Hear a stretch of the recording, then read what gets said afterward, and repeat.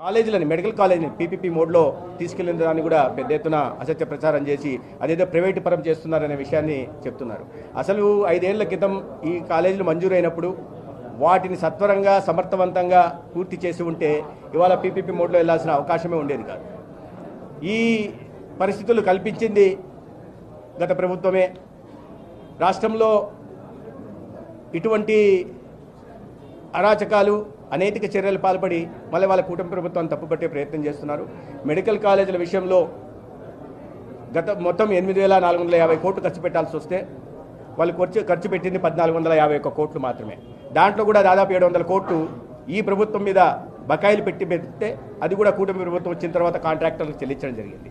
అంటే 5 సంవత్సరాల పాటు మీరు ఏమీ చేయకుండా కాలేజీల నిర్మాణం పూర్తి చేయడానికి చిత్తశుద్ధి లేకుండా నిద్రపోయి ఇవాళ కూటమి ప్రభుత్వం వచ్చిన 1 సంవత్సరం లోపలే చేయట్లేదు అంటున్నారు. మరి 5 సంవత్సరాలు మీరు ఏం చేశారో సమాధానం చెప్పాల్సిన అవసరం ఉంది. కాలేజీలని మెడికల్